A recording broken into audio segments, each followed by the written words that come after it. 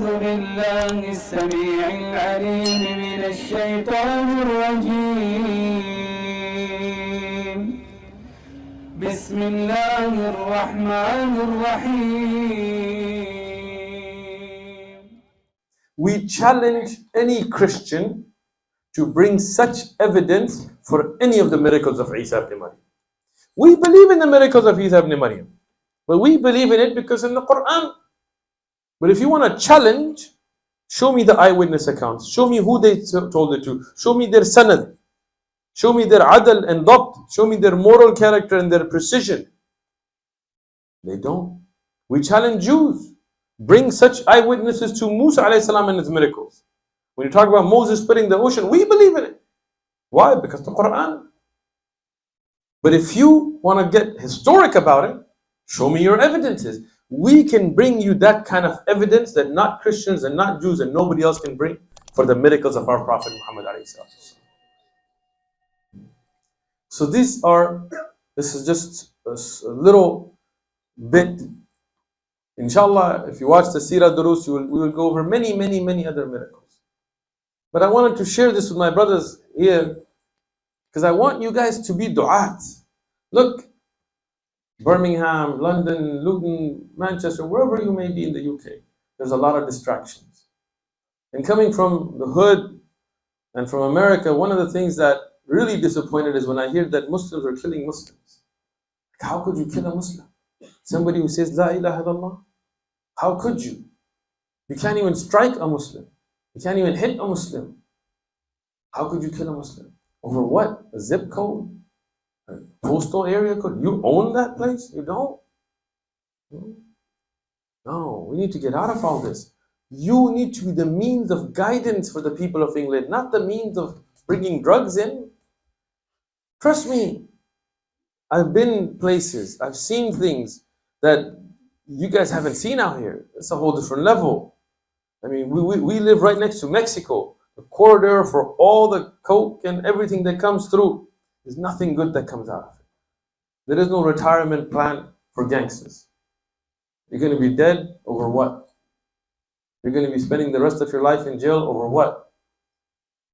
You know, we used to rep neighborhoods. Our area code was 619. That was our San Diego area code. And these guys had 619 tattoos across their back, forehead, 619. And then they changed it. They made it 858. A part of San Diego is still 619, but a part is now 858. And then 760. And now these guys had 619 tattoos and they were like, yo, can you fix it? We used to have a football team called the Chargers, San Diego Chargers, you know. And people repped it, tattooed across their chest. Their sign was a bolt. They would have the bolt across their chest, SD, Chargers, rep it, arm, here. And then they moved to LA. Now it's the LA Chargers. Right? What's the point? What are you fighting over? What are you wasting your life over? And I'll tell you this one last thing, and we'll open up to question and answer. I had a lot of friends that died.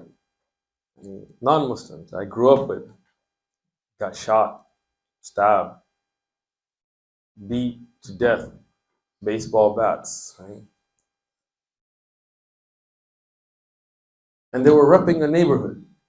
Like it was a neighborhood, East San Diego. It was all about the barrio, this, and hood, it's my territory, don't walk like this, right?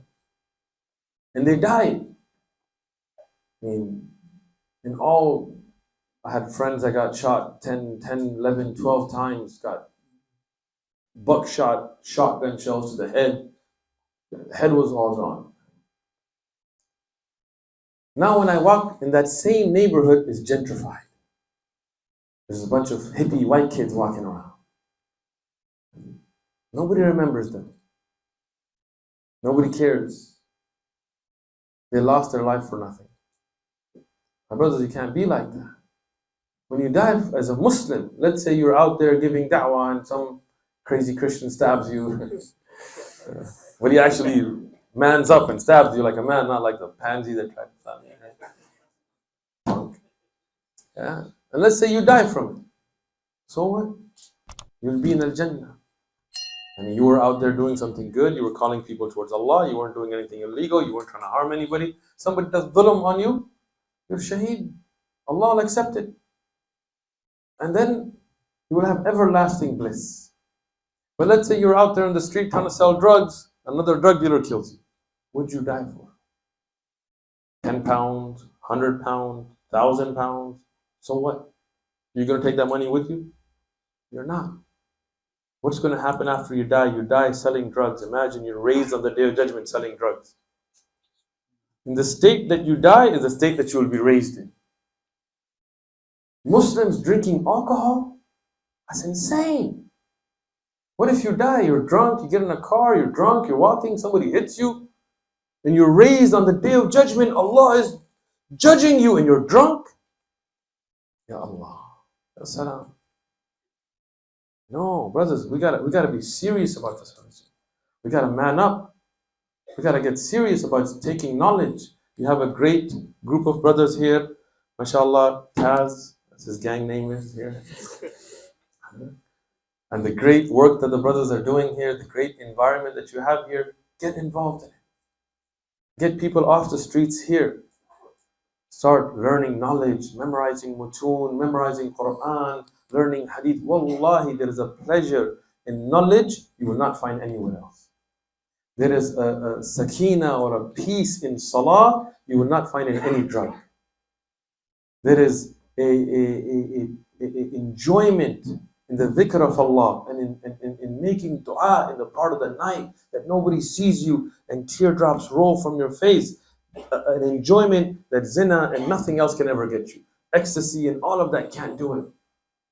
The dunya pleasures, they burn you out. Somebody takes X, next thing they don't enjoy without it, then they gotta ramp it up, then they gotta do crazy stuff until they're like out there doing stuff with donkeys and stuff. I'm not playing. That's how it happens, because your nafs, wallahi, if the nafs takes over, it destroys you.